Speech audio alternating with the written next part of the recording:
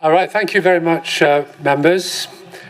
The meeting has now started. So if, I've been informed it's a very special day today, not just because it's the meeting of the Audit and Governance Committee, which in its own right is a very special occasion, but it's the 220th anniversary of the Battle of Trafalgar. And as you see, there's lots of signs around the place on the route from the message from Plymouth to London, I think.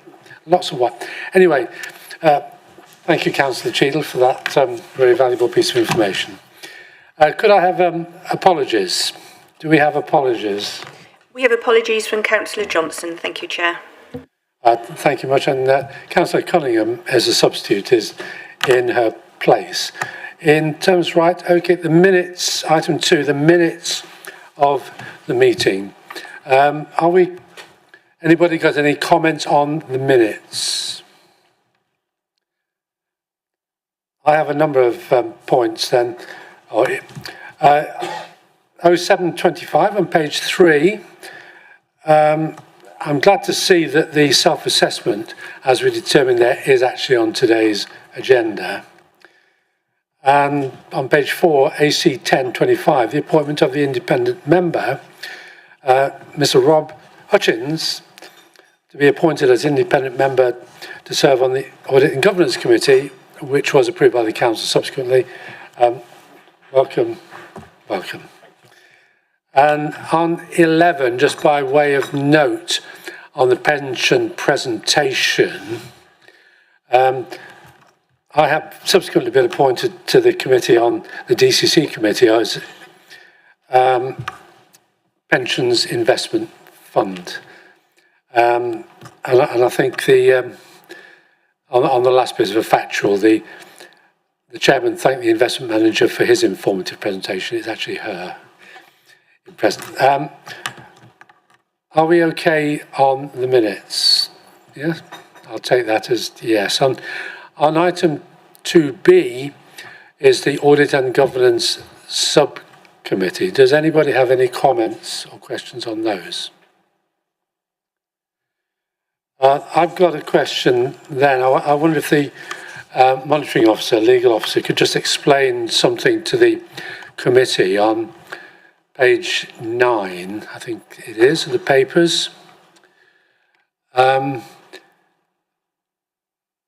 Hold on, is it page 9? No, page, not page 9. Page 14. Don't know what the details of the person, but the sanctions to censure a subject member. And the second one was to request the clerk for the subject member to attend training. I wonder if the monitoring officer could explain what censure means in the first instance, and then what we, how if we follow up any of the sanctions. Yes, thank you, Chairman. Censure is essentially a formal public ticking off of the councillor. So it's the subcommittee expressing its formal disapproval of the councillor's conduct. It is the highest sanction that we can currently impose, and I suppose it's intended to reinforce to the public that the conduct of this particular member was unacceptable, and therefore the public embarrassment, shall I say, of having been found to have broken the code and behaved in a way that is unacceptable. In terms of the training, we can request it, and we will periodically follow that up to make sure that it's happened. But obviously you'll appreciate it is an additional burden on the team to monitor compliance. But nevertheless, hopefully one will have very few occasions where we have to follow this up, and it will be done. Thank you, Chairman. Thank you, that's very helpful. Does anybody have any comments or questions about that? I mean, the reason for me asking the question was I'd like to thank the members of the subcommittee and the audit committee for they put in a considerable amount of effort on this, as well as the legal officers. So it's worthwhile understanding the outcomes. Thank you very much. Item 5, declarations of interest. Do we have any declarations of interest? No, that's great. Thank you very much. Could I call on Bishop Fleming for the audit completion report? Thanks, Chair. So I'll just finish my cup of coffee as well. Including the pack is our audit completion report, which is the output from our external audit for 2025. You'll see in the papers that we are proposing that we're going to include a clean audit opinion in the financial statements for the year. That is the main part of our appointment. The other part of the work that we complete is around value for money, and that filters into our auditor's annual report, which will come to the next audit committee. That work is well progressed as well, and you'll see in our report here that we reference that we've got no significant weaknesses in relation to value for money, so we're comfortable there's no significant issues coming out of that at this stage. We're just finalising our work in that area, and that report will come to the next meeting. So in terms of the external audit report, as I said, we're looking for heading to clean opinion. There's a couple of there's 5 bullet points on section 2, which sets out the outstanding work at the time we drafted that opinion. Just to give you an update on those. Things have moved forward in those areas. We have actually now received the assurance letter from the pension fund auditors, and that was one of the key things that held up the sign-off last year, if you remember. That has highlighted a couple of differences. These won't be material when you put them into context of West Devon, so they've identified 2 issues. These aren't in our report here because they've just been highlighted, but essentially there's one point where their asset values were understated through the audit testing in the county council's pension scheme as a whole. And then there was another point where the asset value reported to the actuaries that was used in the calculation for the individual district council's values was also understated. So you've got 2 adjustments that basically lead to an adjustment of around £200,000 understating your pension scheme assets that aren't in this report at this stage. What we're proposing to do with management is that they'll end up being on the schedule of the unadjusted differences when we sign off on the audit, because it's not material in nature and size. There's also an impact that it adjusts out anyway through the asset ceiling report, which I'll talk through in a bit more detail in a minute. So that's received. The only thing we're waiting for sign-off now is we're just doing finalisation of our file, and we're waiting on one query back from the external valuers. There's been a change in personnel in the evaluation team, the external valuers that are used, and we're waiting for somebody to come back to us on a final query in that area. So other than that, we're comfortable that we're going to be getting to a point where we're going to be given a clean opinion. We just need to get those finalised before we can actually put pen to paper and sign off on the opinion ourselves. What I'd like to probably do is take you through section 3, which is our summary of how the audit approach has gone for this year. I think this is really important for the audit committee, as it's a good oversight of how the process works from our point of view, and we use a traffic light system to say how effective the process has been, and we're really pleased with how it works here. There's really good level of engagement from the finance team, and that starts really early in the process in terms of if there's any unusual transactions or one-off transactions that management want to clear with us in terms of proposed accounting treatment. Management have got external support when needed on complex areas. So this year we'll come on to IFRS 16, new standard around leases. They used external support to help them make sure that was correctly accounted for and introduced this year. And as a result, you'll see from our report there's very few issues coming out. So we've essentially concluded that we've given those 5 green traffic lights there in terms of how the process has worked. So I'd just like to put on record thanks to Pauline, Lisa and the finance team that supported us through that process this year. Over into section 4, this is where we conclude on the audit risk areas. So these were the risks that we put into the plan that we presented to you earlier in the year, and the work done to address those and our conclusions on those. Firstly, management override of controls. This is around the ability of management to potentially bypass control environments. So we look at work around the journals that go directly into the finance system, that don't go through things like purchase order processes, for example. And we also look at estimates and judgments in the financial statements as part of this work. And this is required to be a significant risk area for all audits. It's not something that we've identified as a concern specifically for West Devon here. This is under the auditing standards to consider as a significant area.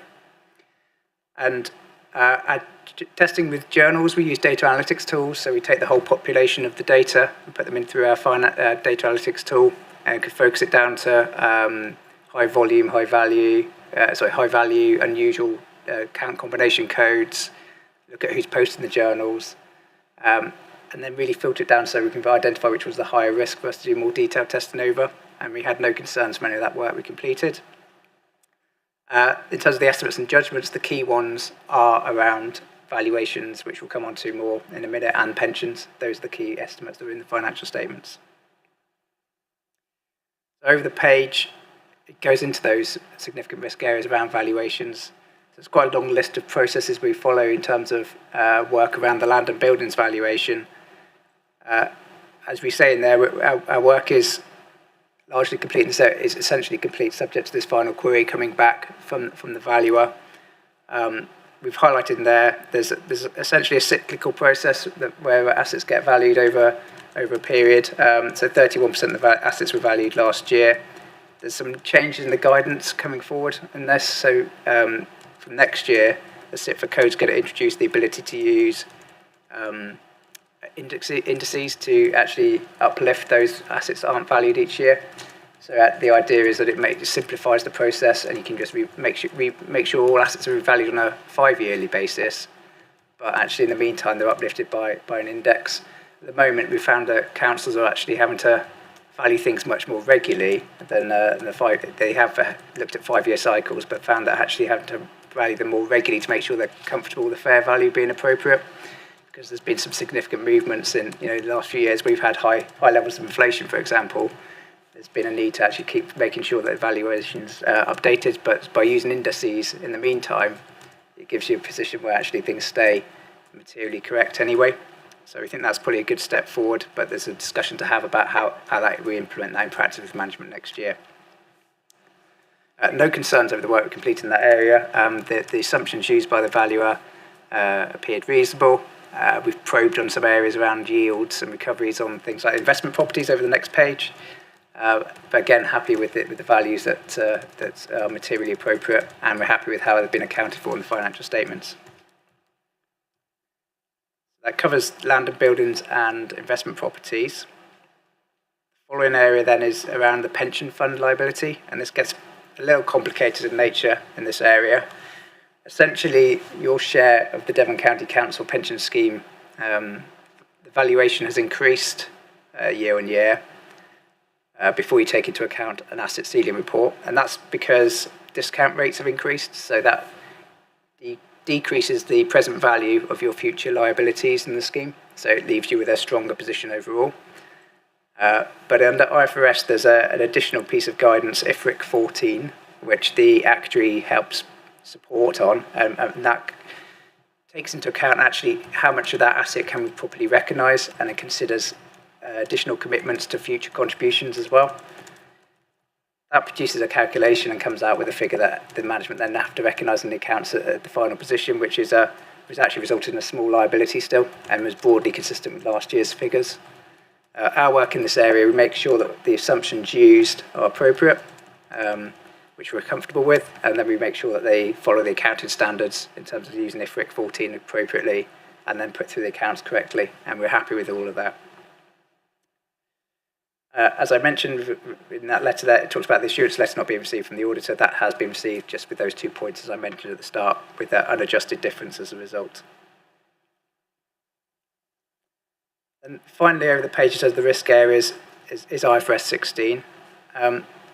This is quite a big piece of work for management and ourselves, actually, to get to a comfortable position on. So this is about bringing all leases more than 1 year onto the balance sheet.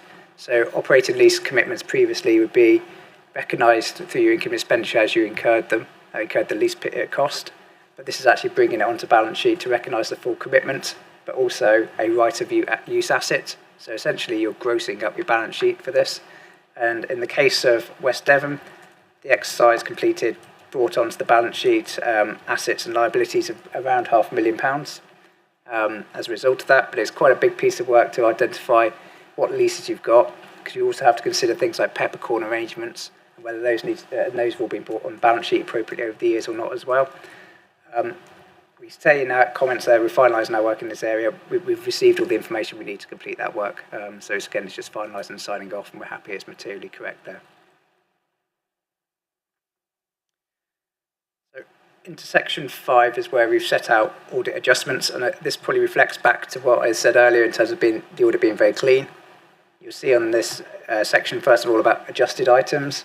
There's only one thing in there, and it's only a reclassification within the balance sheet. So nothing that's impacted bottom line performance at all, and only one item. So again, very clean in terms of the audit process. And then for completeness, we put some of the more meaningful misclassification adjustments that have been corrected in the financial statements around disclosures. I think probably the only one to note is around some things, the officers' remuneration adjustment, just because obviously that's a bit more sensitive around public interest as well, and making sure that's appropriate in terms of based on the actual amount being paid to individuals rather than the amount they're being paid for their individual role. So there's a bit of a correction that had to be made to the note there in certain cases.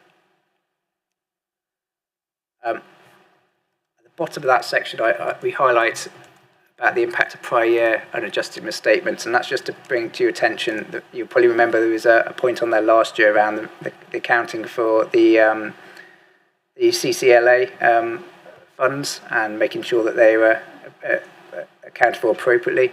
And we've had discussions with management during the year, and management have changed how they've accounted for that this year, and it's in line with how we felt it should be accounted for, and actually the previous auditors had flagged previously as well. So it's been corrected, and we're happy therefore there's no further comment to be made on that. And on to section 6 would be where we recognise control recommendations and weaknesses coming from the audit process. Again, it's just really clean. We rag rate these. There's no significant or red or amber type points there. The green ones are housekeeping or best practice type points. We've raised a point around journals and some blank description lines. This is only around the reports that we received to use for our journals testing. The data is all in the finance system to support all of the journals. There's a full audit trail, but it's about how accessible that information is and what fields it appears in. And management have agreed to have a look into whether it could be made, could be improved in terms of actually where the information flows from and whether it can all be in the same report. So it's a best practice point to look at going forward. The other thing just to flag on, there's one that says unresolved. That's essentially a point that was raised by Grant Thornton a couple of years ago. And that was about gross internal area measurements and for valuation purposes. None of the work that we've done on valuations this year has required us to look at that area because of the nature of the assets that have been revalued. So we've just rolled that forward for now, so we can give a view on it next year when we look at these kind of areas when the assets are revalued. Other than that, you'll see the point from the prior year has been resolved. So the point that we raised has been cleared up this year with the update of the finance system. And the final things just to raise, section 7 are the matters. We are required to inform you if there are any significant issues under a number of areas of legislation, and you'll see those areas flagged in section 7. There's nothing that we want to bring to anyone's attention under those matters there. And equally, under our work on going concern, we've not identified anything that leads to a material uncertainty at this stage. And then finally, just to highlight on audit fees, to preempt the question, the proposed fee is the PSAA scale fee, which, as we've talked through before, is set through the PSAA annual process, and through a negotiation process and through your tender process and then through an annual consultation. And then there's the fee variation process, and we have proposed an additional fee in relation to IFRS 16, which is consistent with our the level of work that we put into implementing the new standard with management, and consistent with what we're charging to other districts where things have been clean and of similar level of adjustments being made. Anticipation is that for next year, the scale rate fee does not bake anything in for IFRS 16, but given this is your adjustment is just below our overall materiality levels, we'll absorb the cost of that next year. So that'll be kind of just business as usual kind of piece of work to make sure you follow the similar kind of process and it looks materially sensible to us. So there won't be that kind of in-depth piece of work around it. So next year there won't be any fee variation in relation to IFRS 16. So in summary, I'd just like to thank again management for the support with the process. It's gone really well from our point of view. Year 2 has given us that kind of better knowledge of the systems processes, been able to have a bit more time to dig into some of the balances, a bit further detail, but a very clean process again. Well, thank you very much. I'd like to thank Bishop Fleming for an excellent report. And I think management are again to be commended. Quality and timeliness of the accounts and supporting papers. It's really worthwhile us noting that because it's not an easy job to do. Do members have any questions or points they want to raise on Bishop Fleming's report? You first, Mr. Hutchins. Thank you. Thank you for the report, Nathan. And as the chair said, very clean reports. That's very pleasing to receive. Just in section 7, you say about the audit certificate won't be issued until there's confirmation from the NAO about any additional work. Any idea on timeframes for that when they may come back? I guess if you put it into context, last year's was probably received just a few months ago. So it's like. Sorry, I'm trying to avoid spilling coffee onto it. Yeah, just to put this in context, last year's was only received 2 or 3 months ago in terms of ability to sign off. So it's not likely to be coming through anytime soon. But we have to keep it open in case there's any specific queries around their whole of government accounts audits coming through. So it won't stop us signing our audit opinion, but it stops us issuing the final certificate to say everything's completed. Councillor Cheadle. I've got one. Don't take this the wrong way. I was looking at the fees. Am I right in thinking that fees reflect effectively the hours worked in producing the audit?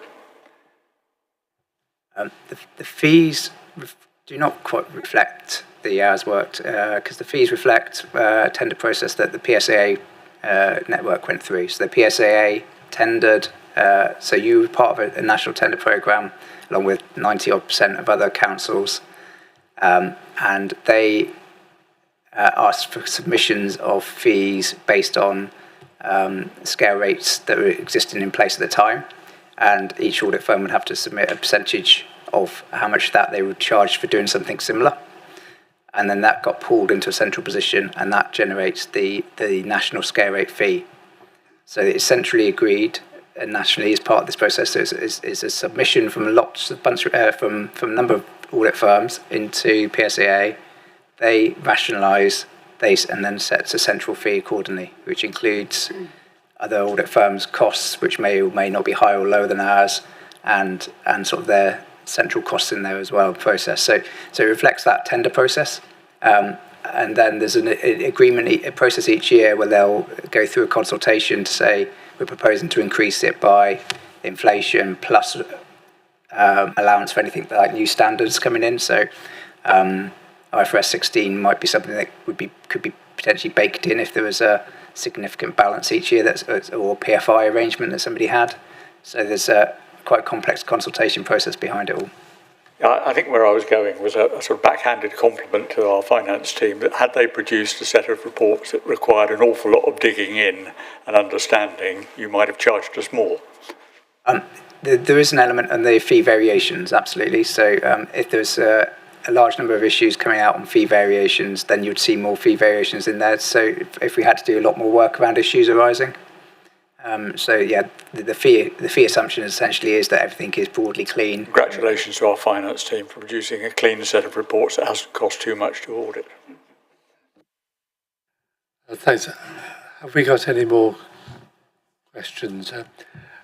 I do think, I'm going to repeat what's just been said, I think the Audit Committee should sort of recognise the sterling work done and certainly need to minute that. I think we really appreciate all you do.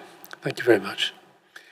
Can we go on to the item 7, which is the annual statement of accounts? Councillor Edmonds.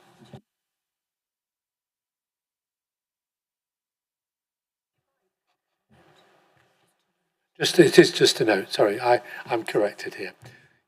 We just note this. They're noted. Thank you. Thank you. Councillor Edmonds. Thank you, Chair. Well, this report is presented to the Audit and Governance Committee for approval of the Council's audited financial statements and associated documents for the financial year ending the 31st of March 2025. The Council's accounts demonstrate strong financial management and sound governance arrangements. The external auditor, Bishop Fleming, has substantially completed the audit of the financial accounts for 24-25 and subject to the resolution of final review queries and receipt of the Devon Pension Fund audit assurance letter, which I think we've heard has now been received, anticipates issuing an unqualified audit opinion for 2024-25. And as mentioned by Nathan a few moments ago, it's pleasing to note that Bishop Fleming assessed the Borough Council as green in all 5 areas of audit readiness, including the quality of financial statements, accuracy of financial records, and quality of working papers. As we've heard, the audit identified only 1 minor accounting adjustment and 4 disclosure changes, none of which affected the Council's overall financial position. The accounts remain consistent with those previously considered by the committee in July 2025, and details of these changes are set out in sections 1.3 and 1.4 of the report. For 2024-25, the Council achieved a surplus of £102,000 on a net budget of £9.488 million, representing a 1.1% underspend. This has enabled the Council to strengthen its reserves position, with £400,000 also being set aside to support delivery of the Council plan. Members are asked to approve the wording of the letter of representation, the audited statement of accounts, the annual governance statement, and the summary of accounts. In addition, delegated authority is requested for the Section 151 officer and committee chair to sign the audited account should the assurance letter from Devon Pension Fund not be received. That's irrelevant because it has been, but there you go. Given the length of the statutory accounts, a shortened version has been prepared. The summary of accounts at Appendix D provide a more accessible overview of the Council's financial position, enabling members of the public and local businesses to better understand the Council's finances. The audited accounts confirm the Council's financial resilience and continue to provide assurance to members, residents and stakeholders that public funds are being well managed and used effectively to deliver services and strategic priorities.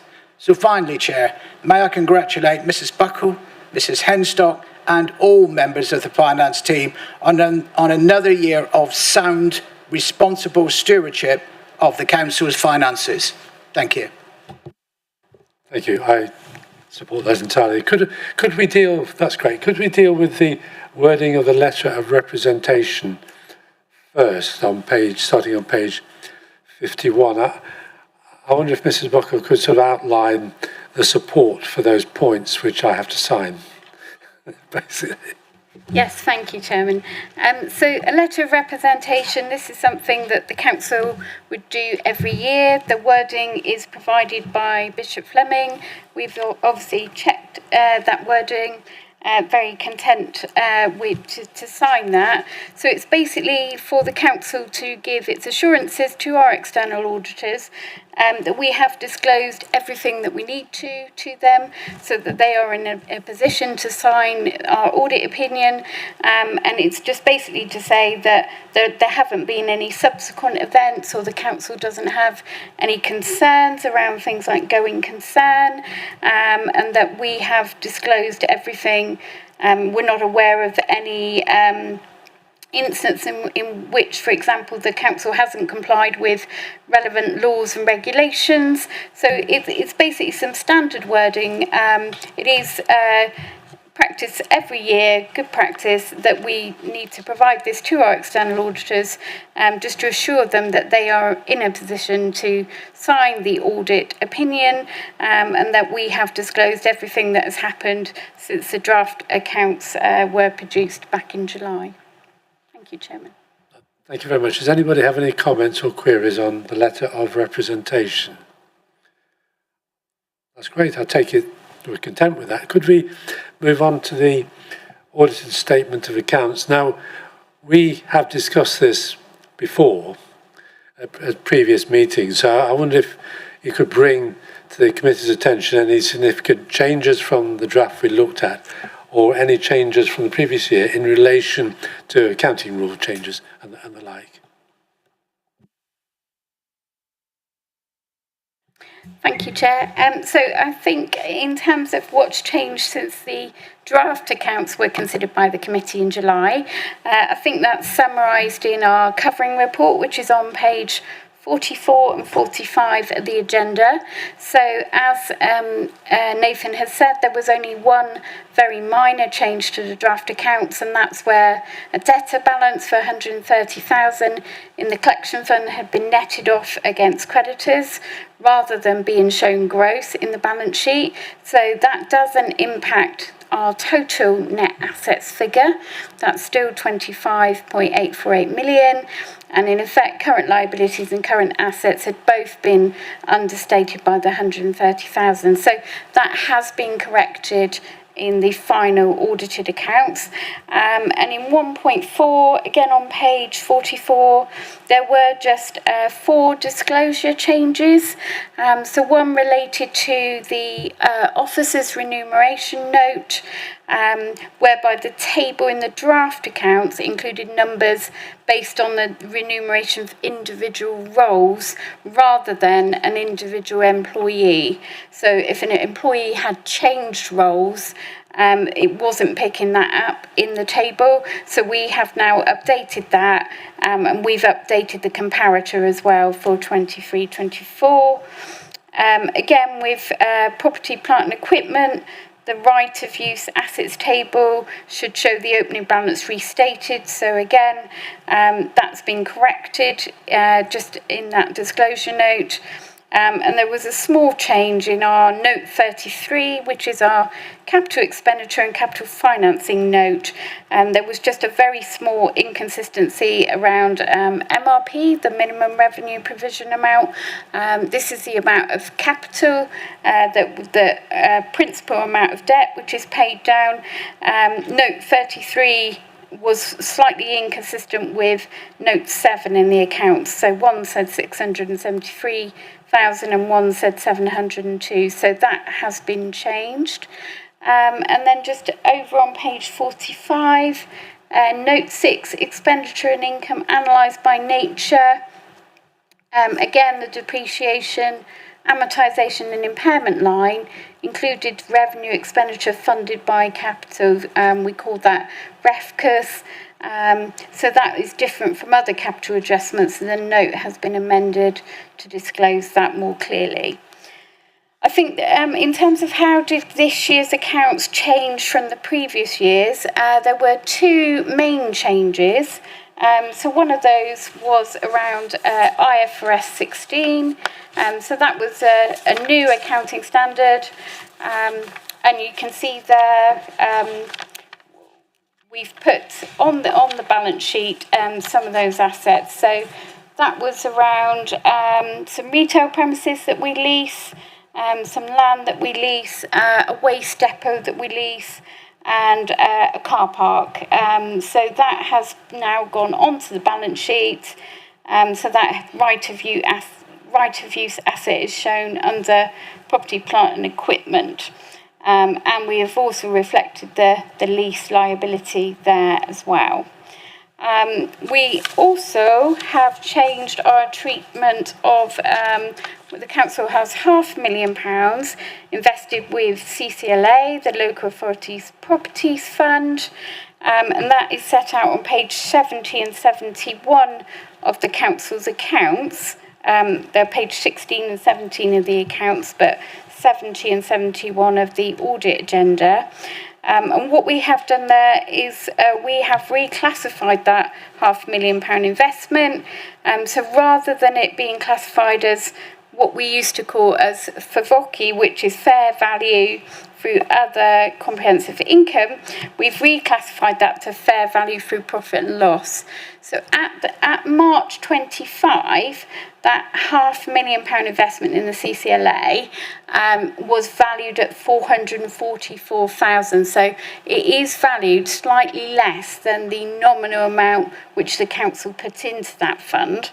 So that difference or decrease in revaluation of 56,000 is reflected through the fair value profit and loss.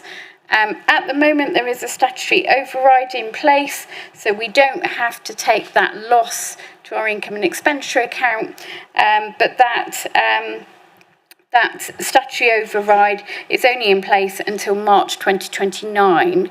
So if we get to March 2029, if there's not another new statutory override, then any difference between the £500,000 which the council put in and the current valuation would have to go through the council's income and expenditure account. Obviously that would work the other way, so if by the time we get to March 29 and that £500,000 investment is worth 600,000, say, then the council could take 100,000 income through its expenditure and profit and loss account. So it does work both ways. If there's a decrease in revaluation, you have to put that through the income and expenditure account. If there's an increase, the council would get the benefit of that. But at the moment, there's that statutory override in place, which means effectively that doesn't happen at the minute. Thank you. Well, thank you. Very comprehensive answer. Do we have points or comments or questions? I've got one on Councillor Evans' report. The Para 28, the capital spending, you refer there to the Oakhampton interchange. And my question really is a confirmation that although we, in a sense, manage the funds for the Oakhampton interchange, we are at no liability should that project overrun on cost. Could you just confirm that? That's exactly right, Councillor Cheadle. So we are the accountable body for the Oakhampton interchange project. There is a memorandum of understanding in place. So there is a tripartite agreement which is signed between West Devon Borough Council, Devon County Council as the Transport Authority, and the Department for Transport. Within that tripartite agreement, it does state that the responsibility for any overspend on that capital project, the Oakhampton interchange project, that is the responsibility of Devon County Council because they are the Transport Authority. And that is very clearly written within that tripartite agreement, which is signed, and we obviously have a copy of that. So yes, there is no risk to the Borough Council of any overspend on that project. Just to say that that project is progressing. There will be a report coming to the next hub committee meeting. There are some photographs within that report so you can see sort of progress on that scheme. So there will be a full report on that to the hub committee. Thank you. Thank you very much. Thank you, that's very helpful. Do we have other comments or questions? That's great. Thank you very much. Can we move on to the annual governance statement, which is, I think is on page, 177? Is that, it's a very familiar document to us. Has there been any significant changes to that document since the last year? Because we have considered this on previous years. It doesn't look as if it has been, basically. But No, there hasn't been, Chair. Obviously, we update it every year for current risks. We update it for positions on things like the medium-term financial strategy and where we are with things like business continuity. But essentially, it follows the same principles which are laid out in the sort of good governance practice guide. So yes, those haven't changed. Thank you. no, thank you for that assurance. Obviously, on page, whatever it is, 188 and so on, it does outline the risks and so on, significant governance risks. Thank you. Anybody got any comments or points on that? Ms. Hutchins. Thank you, and I apologise. This is my first meeting, so it's the first time I've seen documents, and this question may have been raised already. On page 180, there's a bullet point 8 there, talking about a data protection breach, meeting a threshold not being reported. I'm just really, I suppose, looking for assurance that that issue has been addressed satisfactorily to your expectations, really. And then my second question was, if I do two at the same time, if I may, on page 182, it refers to a new procurement strategy being adopted in July. Again, it'd be nice to have assurance that that has been adopted and put in place. Thank you, Chair. I can take that one, Chairman. Thank you for the questions, Ms. Hutchins. In terms of the data breach, no, I don't think we have discussed that one at this committee before. So yes, I mean, absolutely. Essentially, it came down to human error. A bit of background for members. It related to a case where there was potential for a prosecution of a licence holder. I won't go into the details for obvious reasons, but essentially that licence holder, before prosecution, surrendered their licence to the council, then reapplied for a licence. At the point that they reapplied for a licence, a complaint was made from a member of the public in respect of the licence application, and as part of that they requested some information. Information was released to the complainant, but it actually included some information about the licence holder that probably shouldn't have been released. On balance, we probably wouldn't have gone to the ICO. However, the data subject themselves informed us they were going to complain to the ICO and potentially follow up with legal proceedings against the council. So we thought, on balance of probabilities, let's get in, report it to the ICO ourselves. As it happened, the ICO decided actually there was no further action required. It was human error. There was no malicious action. We have carried out training with the team so that they can identify and put steps in place to review documents before they're released and make sure they are thoroughly redacted. But that was a bit of background without going into too much detail in the public forum. But the ICO concluded that we had taken all reasonable steps to address it and prevent it from happening again. Sorry, second one, Procurement Act. I can take page 184. It refers to a new procurement strategy anticipated to be adopted in July. Thank you. Yes, so it was adopted in July. Full Council adopted the procurement strategy on the 22nd of July 2025. And what we intend to do with that one is really bring forward and bring that back to overview and scrutiny on an annual basis, a report, because if anybody read the procurement strategy, there are a number of KPIs in there. And what we intend to do to monitor progress of that is to bring an annual report back to overview and scrutiny to monitor progress. Thank you. Any other questions, comments? Well, thank you very much. I think the summary of accounts speak for themselves. And are we happy with the recommendation that the committee approves all those 5 things that it says on the agenda paper? Okay, thank you very much.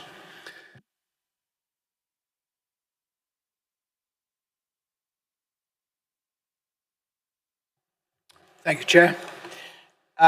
The report provides members with an update on the progress made by the Devon Audit Partnership against the 2025-26 Internal Audit Plan, as approved by the Audit and Governance Committee in March 2025. It summarises the audit work completed to date, key findings, assurance levels, and the overall performance of the internal audit function. As at the 1st of October 25, 4 audits have been completed and finalised: council tax, business rates, payroll, and the audit recommendation tracker, with a further 8 audits in progress at draft or fieldwork stage. The completed audits have all received assurance ratings of reasonable or substantial, reflecting generally sound systems of governance, risk management, and internal control. The audits of council tax and business rates both improved from limited to reasonable assurance following implementation of previous recommendations, including better inspection processes, use of enforcement agents, and improved quality assurance arrangements. The payroll audit achieved a substantial assurance rating, recognising strong controls and system efficiency within the iTrent payroll system. The audit recommendation tracker audit achieved reasonable assurance, with opportunities identified to improve the accuracy and efficiency of tracking audit recommendations across services. Internal audit continues to work collaboratively with management to implement agreed actions and monitor progress on areas requiring improvement. Follow-up reviews are planned for previously limited assurance areas such as building control. Overall, internal activity to date provides members with assurance that the Council maintains a sound system of internal control and continues to make steady progress in strengthening its governance and risk management arrangements. Thank you very much, Councillor Evans. Does Internal Auditor wish to add anything to that? Thank you, Chair. That was a very good report and covers all the areas in the progress report that we're delivering to you today. I think just to add, really, that progress on the plan is where we would like it at this time of year. We have had really good engagement with the different managers, clients across the council, so we're not concerned at all on that progress. So I think it's really positive to note that for this time of year. Thank you very much. Do members have any comments or queries about this or audits? Mr. Hutchins. Thank you, Chair. I just noticed on page 211 and 212 in our pack that the audits that we did on council tax are on business rates. There's a comment there about the refund process and identification of fraud. It talks about review to be undertaken of processes for looking at suspicious accounts in effect. And I think really I think it's a good thing for this audit committee to kind of support that. I kind of, zero tolerance to fraud type thing. So I think it's a good point, it's a good recommendation, good find, and maybe the committee just gives further support to that kind of work. Thank you very much. Any other comments? Councillor Caswell. I think it might be worth just asking the question, just to have the assurance provided as reasonable, if we could just have clarification as to the definition of that in the audit report for those that are viewing this back online. Thank you, through you, Chair. So a reasonable opinion is a good level of assurance that we provide. So that shows that a sound processes and controls in place. So that is a good level to get to. Just for clarity, the 4 assurance opinions that we give on our work, starting from the top, is substantial, then reasonable, then limited, then none. So reasonable is a good level of opinion to be achieving overall. Where we give substantial assurance in terms of the payroll report outlined in this report, that's where processes are working at that substantial level with very minor issues coming through in terms of that. Just to give some clarity on those opinions. Is that okay? Thank you very much. Thank you. Any other questions members have got on this? It's diving down into the weeds a little bit, but I represent West Devon on the Devon Building Control Partnership, and over the last year or so, there have been for them as an organisation, the Devon Building Control Partnership, reasonably significant shifts in the level of reserves that they had. And my question really is whether that will be picked up in the audit process, or if not, whether an assessment has been made on whether it's material or not. I'm happy to answer that, Chair and Vice Chair. In terms of would it be picked up by internal audit would cyclically look at the Devon Building Control Partnership. I don't think that's in the programme for audit plan for this year. Probably it gets looked at, I'd probably say once every 3-4 years in the plan. In terms of, is it on the management team's radar? Absolutely, yes, it is. So myself and Mr. Powell, the Director of Governance, have certainly had discussions about the Devon Building Control Partnership. I'm aware of the financial position of the partnership. Obviously, we are in a position where income levels are going down. The partnership is using some of its reserves. I think we are starting to get to a position on that partnership where we're getting down to sort of the minimum threshold of reserves, and I think that's members' concern that sit on that partnership. In terms of would it get onto our strategic risk register, not at the moment, because materiality level on the council's accounts is just over 700,000. We're not in that region at the moment. Yes, income levels are down. I know the head of the Building Control Partnership is trying to address that through holding sort of staff vacancies and looking at the staffing arrangements. But yes, I think that's being actively managed by both the members that sit on that partnership and the staff involved in the partnership. So it's not a significant issue that it would be escalated to the council's strategic risk register at the moment, and it's not material, but it is something we are keeping an eye on, obviously, as a management team, and if we had any concerns, we would further report that to members. Thank you. Thank you. Do you have any more? Well, thank you. Could we note and approve the report? I'll take that as yes. Thank you very much. So it's item 9, which is Treasury Management. Councillor Edmonds. Always a favourite, Chair. Thank you. This report provides an update on the Council's Treasury Management performance for the first quarter of 2025-26. The Council continues to manage its investments and borrowing prudently in line with the approved Treasury Management strategy. As at the 30th of June 25, investments totaled 35.7 million with an average return of 4.42%, outperforming the benchmark, SONIA, rate of 4.31%. Investment income is forecast to exceed the annual budget target by approximately £200,000. No breaches of investment limits occurred, and the Council continues to prioritise the security and liquidity of funds while optimising returns. The Council's borrowing position remains stable, with all activity conducted in line with the Treasury Management and prudential indicators approved by members. Borrowing limits remain unchanged, with a maximum authorised borrowing limit of 50 million for short-term needs.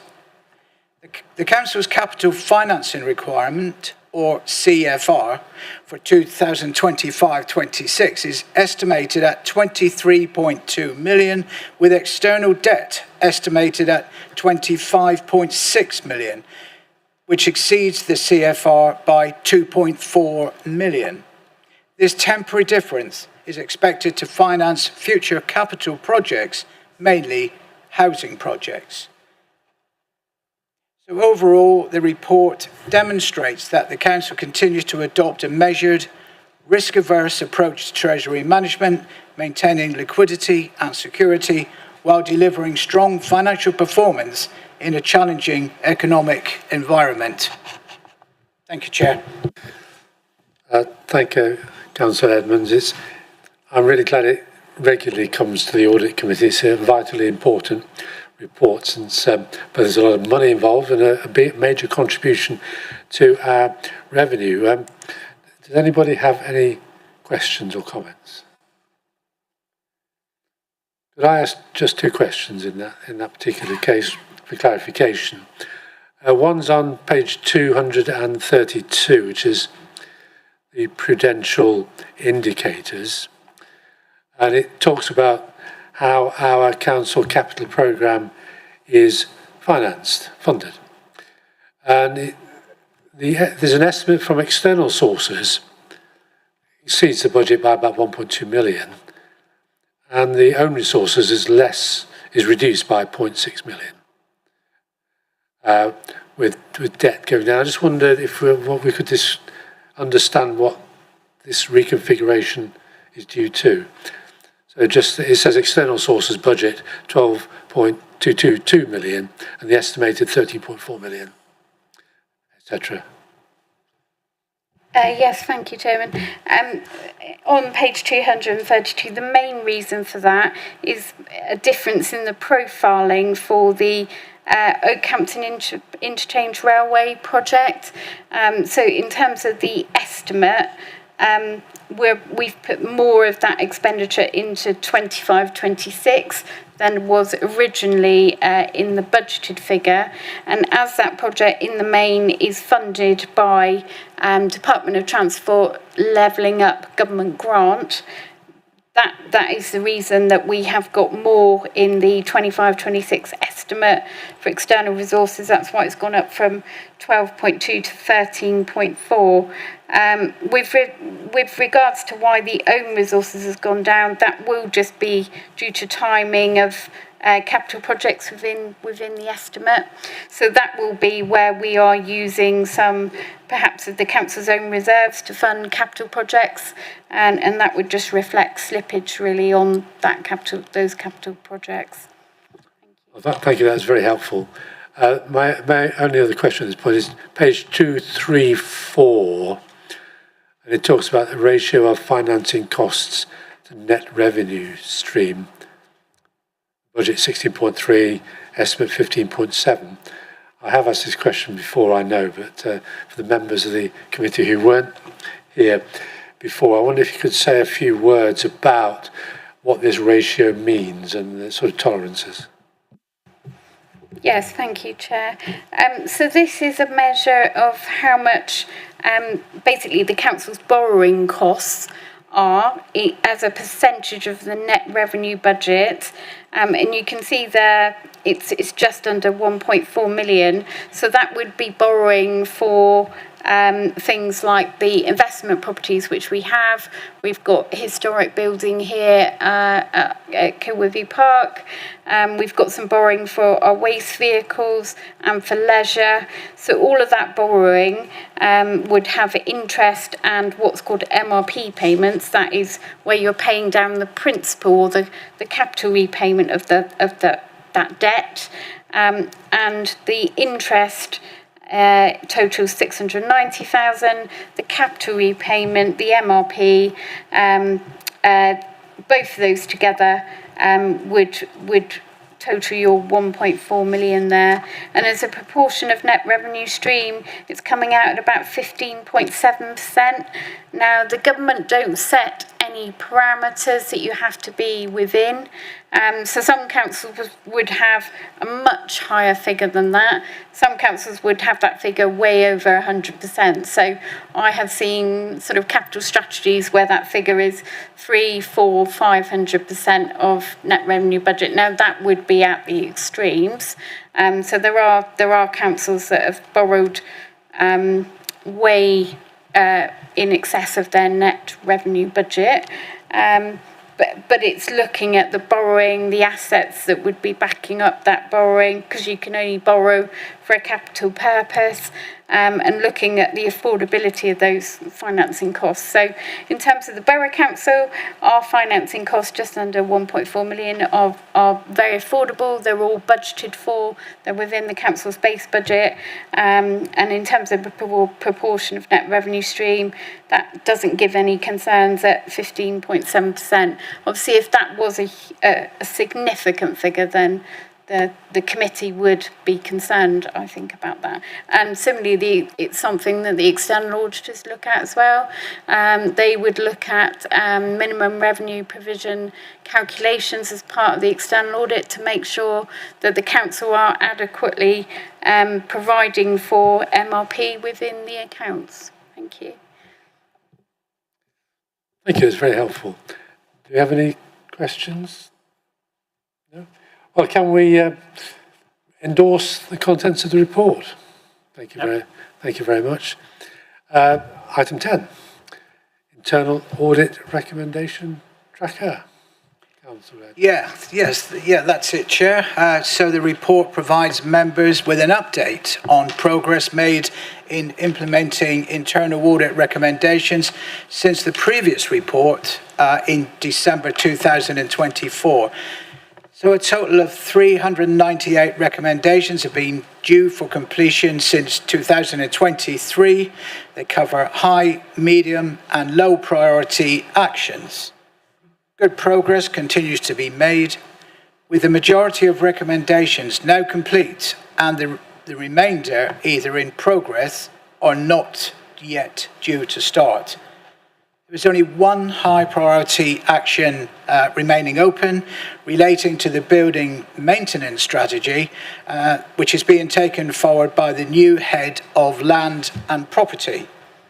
All outstanding recommendations are being monitored by the Performance Board and managed by the relevant directors and heads of service. A further update will be provided to the Audit and Governance Committee in 6 months' time. Thank you, Councillor. Do we have any points, questions? Thank you for the report. It's my question is just on the property maintenance strategy. From what I can see, it was a recommendation that's picked up in the 2023 year. We're now in 2025. I take on board the fact that there's a new head of land and property tasked with that. Is there anything that maybe we should be aware of that's preventing that strategy being put in place? Is there any challenges that management haven't yet been able to address? Chairman, I think it has purely been down to capacity within that department. So yes, we have had a vacancy. We had sort of the head of assets post was vacant for quite some time. We recently recruited to the head of land and property. That particular post holder is now the assistant director for place. And that would encompass land and property as well. We are hopeful that work would be able to be taken forward very shortly, along with things like an asset strategy for the council as well. So those things are all sort of intertwined.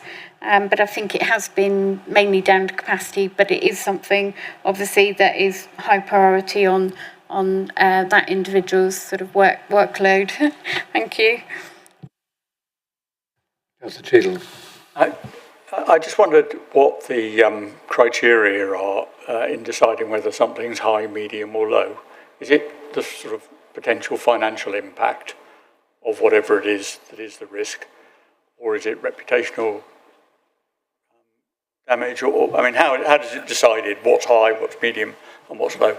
I might have to pass over to some Devon Audit Partnership colleagues because, ultimately they're the ratings that Devon Audit Partnership apply to the internal audits, and it could be any of those elements, to be honest, Councillor G, or it could be reputational, it could be, risk of fraud, it could be, general financial risk, so it could be any of those elements. But Joe, I don't know if there's anything you want to add in terms of your criteria for how you rate high, medium and low. But that's pretty much it. It will vary, won't it, depending on the nature of the audit and the risk. Most definitely. Obviously, we talked earlier in the meeting about the assurance opinions, the substantial, reasonable, limited and none. Very much those high, medium, low sort of work in line with that, really. So if we are giving a reasonable opinion on a piece of work, we're not likely to have a number of high issues within that report. In terms of high rating means actually that's quite urgent. We would expect the client officer to address that in a really timely fashion, but depending on the nature of the issue would determine that timeline really, because it needs to be practically possible, and there may be a number of steps that need to be taken for that issue to be fully implemented. So therefore we do look at it on a case-by-case basis. Just for clarity, when we are finalising our audit reports and we get management responses in terms of those, we do look at those in detail to ensure we're satisfied with those responses. So if you've got a high-risk issue in there, then we would definitely be reviewing those responses to ensure that is suitable in line with the rating that it's been given and ensure that the issue is being acted upon in the most timely manner possible. Is that helpful? So from our point of view, we'd expect the high-risk ones to be attacked with vigour before the mediums and the lows. Absolutely, Councillor Cheadle, and that's certainly the approach we take when we're monitoring progress against the audit tracker. What I would say is just to highlight to the committee that we are exploring it. So at the moment, the process with the tracker is quite labour intensive. It's in lots of spreadsheets that we're extracting. So we're working with our colleagues in Devon Audit Partnership to explore the potential, and it is a recommendation raised in the audit of the audit recommendations tracker. That actually there's probably a better way of us keeping up to date with these progress updates and making sure that where we mark an item as completed, that we feed that back in to Devon Audit Partnership, which is a bit that at the moment that doesn't happen. So I think there will be further rigour around this process as we move forward. I mean, I think we're in a really positive position compared to where we were previously. You know, I think having sight of this is great because previously we didn't. Centrally, so I think we're in a really good position, but it's going to be even better in the future, hopefully. Any other questions? Councillor Cheadle, it looks as if you want to. No, I've just got one for clarification for me, because the tables show by year when the recommendations were supposed to be implemented, not when they were raised. So I'm just wondering, I would assume that they're so close it's not bothered. Or if one were to say that recommendation A was made in year 1, but you recognise at the time that it wouldn't be done until year 3 because of resources, it would have come up on this table as year 3. So are we looking at the true age of the recommendations? I'm not expecting a detailed answer, but I'm trying to understand where this table comes from, really. Yes, you're right, Chairman. This is the target implementation dates. We were toying with how best to present it to committee, but I do think that target implementation dates is probably the most open and transparent way of doing it, and setting it out in that way, because that highlights the progress we are making. You, as a committee, will clearly see all of those audits and see the estimated implementation dates as and when they come forward in the report from Devon Audit Partnership. So you'll see those implementation dates up front. This is then how are we doing in terms of progress. We could probably report on it in many different ways, but I think it gives a flavour, and I think it highlights where things are tipping over the point of being overdue. Thanks. That was just for clarification rather than. I think just to dig down this rabbit hole one inch further, it would be useful, and maybe these tables tell us, I don't know, whether a high one identified some time ago is sort of hanging around. You know what I mean? Yeah, and I think it does. So I think what we've done there is we set out, so in section 2.6 of the report, target implementation year 2023, one high priority, and that's building maintenance and the property maintenance strategy. So we do highlight and give the committee a narrative in terms of those high priority ones that have been sitting there for a while. Thank you. Councillor Salis? Thanks. You've just partly answered my question. I was just wondering if employees have the opportunity to raise issues, and if they do raise the issues, whether the senior leadership team then go and ask the auditors to have a look. You know, if you could just give us a feel of what the day-to-day process is, please. Certainly, Councillor Salis. I mean, at a basic level, yes. I mean, all employees are actively encouraged to raise anything we could be doing better, anything that is concerning them, on a day-to-day basis through their management route. Clearly, where people feel that it's such a significant issue, we do have the whistleblowing policy in place that employees are we do promote that to our employees, and that is a route for them to escalate where they feel, as a management team, we're not listening. Don't believe we've had to rely on that to date, and we do have a strong culture of learning and development, and so we do actively encourage ideas. Thank you very much. That's what I'd hoped, and I just think for openness, it was good for anybody who happens to be watching this to know that we have got that open and inclusive culture. Thank you. Any more?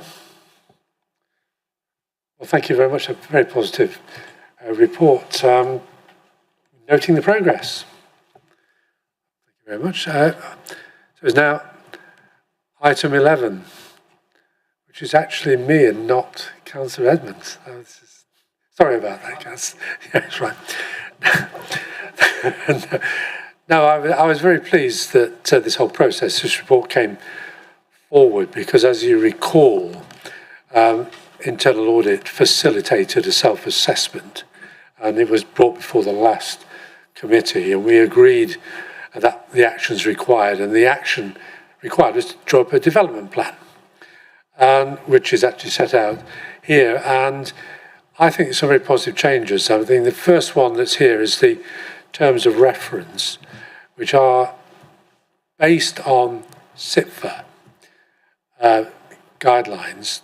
I think in our current constitution, our terms of reference are a bit dispersed, so this brings them together in line with, I think, with best practice.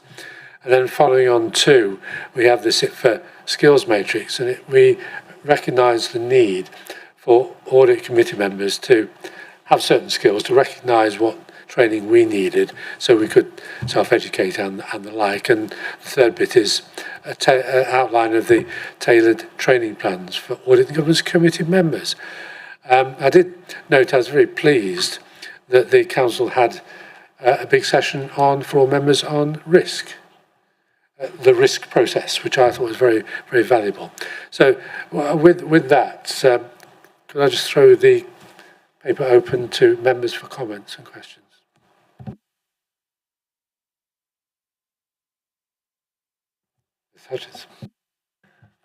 Thank you, Chair. So just looking at the suggested terms of reference, and I'm just wondering in terms of the wording, and probably just being a bit picky, I suppose, really. So on Appendix A, to page 247, just for example, so number F there, or F, is to review the financial statements, but it doesn't say approve. I'm just wondering, in terms of the governance of the council, if we are approving, then maybe that should be in our terms of reference to approve. And I think there's something about the wording in each of these could be a little bit different. I, over the page, it says at the moment to consider the effectiveness of risk management. I wonder if the role of the audit committee is to consider and promote effective risk management. And then my final little kind of suggestion, these are only suggestions, but where on M, it says to review and consider reports on treasury management. Again, that's that thing about the approving. Who are we just receiving and considering, or are we approving a treasury management strategy? And if we're not approving it, then who does? So it's just a few little, hopefully helpful challenges back in those words that are being used. And it is a little bit picky, because I think I fully get what the intention is, but maybe there's a little bit of a challenge here. Just consider those words. Thanks. I think it's a very valuable challenge. Do you want to take the last point first about Treasury? Perhaps Councillor Edmonds would like to comment about approval levels of the Treasury management strategy.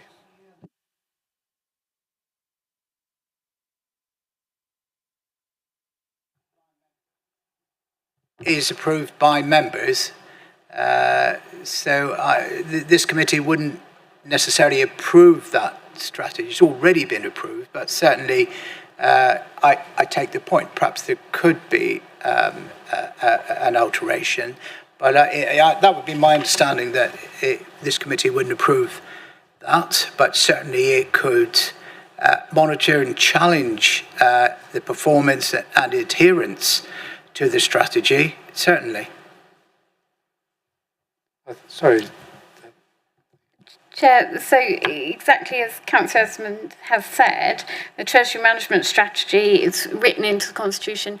That has to be approved by full council.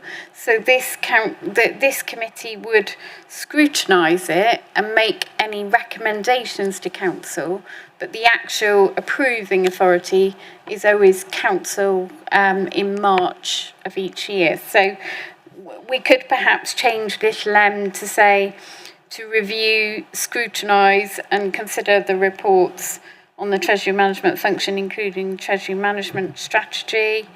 Again, very happy to change little I on risk management to say to consider and promote the effectiveness of the risk management arrangements.